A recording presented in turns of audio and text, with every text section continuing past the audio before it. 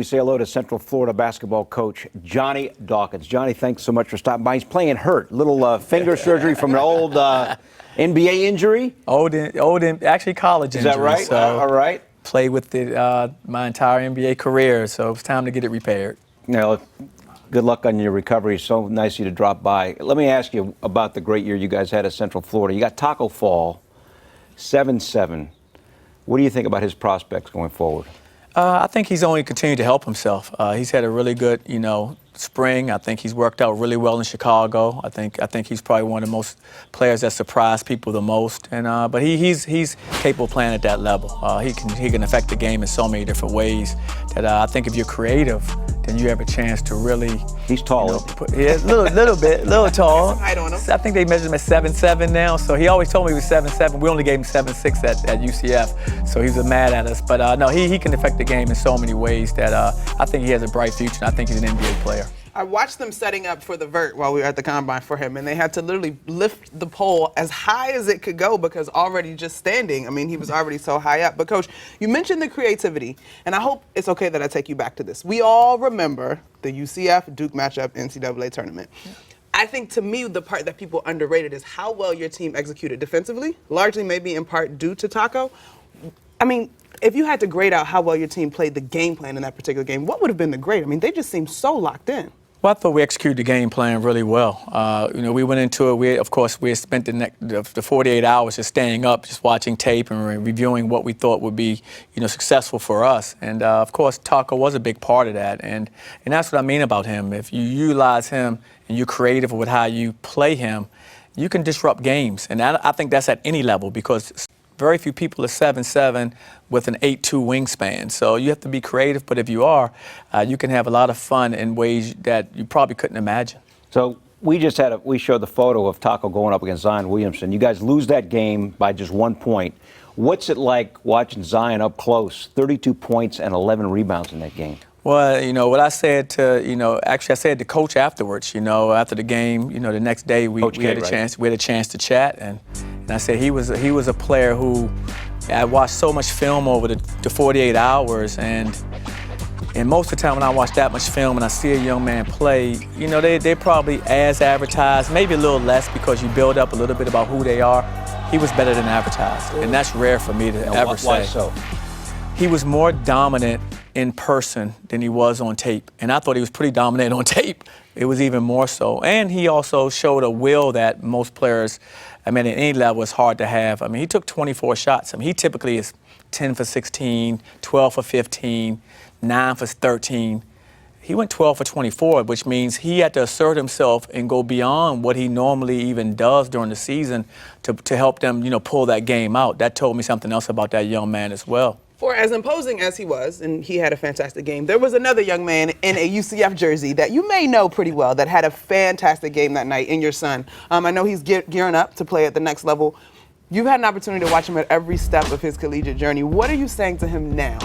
I'm just excited for him. He's deserving of this opportunity that he's getting right now. Terrific player. He kind of fits the modern NBA. Can play multiple positions, can guard multiple positions, can really shoot the basketball. He's really athletic. So he fits the way the game is now. So I'm just really proud of the work that he's put in and that he has this opportunity because he's had a couple setbacks, as you know. He had to when he transferred through no fault of his own to come play for his dad, he had to sit out a year. Right before the next season starts up, preseason, he gets an injury that keeps him out that entire season. So he's missed 2 full years of his basketball life. And so he's only getting older in that situation. And in a game now where if you're getting older, people kind of judge you a little differently. So it's time for him to come out. He's a junior. He's ready, and he's good enough. And I just hopefully that he just lands in a place that someone can appreciate what he does. Now, Coach, in that game against Duke, you also went up against R.J. Barrett. What do you think about him up close? I really like R.J. I think people, saw what Zion and the Zion effect had. So people, when they saw that, were a little, he's such a talented player, they kind of get caught up with that. But you have to take this in consideration, and I think a lot of people forget this. RJ should be a senior this year, coming out. He left after his junior. He reclassed up and came out and went to college. So he wasn't a true 12th grader coming to play as a freshman. He was an 11th grader going to be a 12th grader this past season. If you can imagine that and then start projecting what he possibly could be down the road. He has a huge upside. Ooh, That's amazing. I didn't even think about that. High school senior. Yeah, he In Canada, yeah. reclassed up. Right. He should have been going to his senior year Wow. this year, Wow. coming out and playing for an institution now. Right. Instead, he's already played that 1 year in college, so he came out early. And people don't, I think sometimes that gets lost in the effect of what happened and with his year and who he was. I'm like, no, that young man should be a senior in high school when we just played him. He was a freshman in college.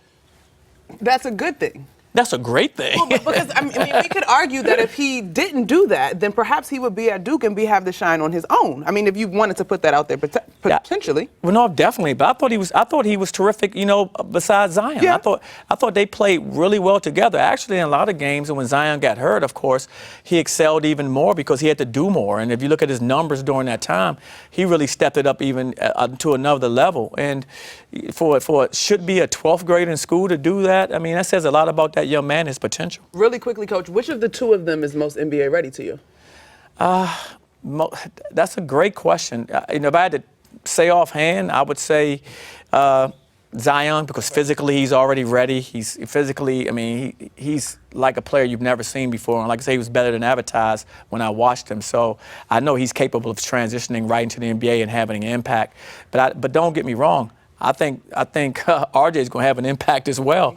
I think, you know, he has a certain mindset. Like, he was the player in a lot of the games that, when you looked at the stats, I mean, he didn't mind taking 20, 25 shots in the game. That's not easy. People think that's an easy thing.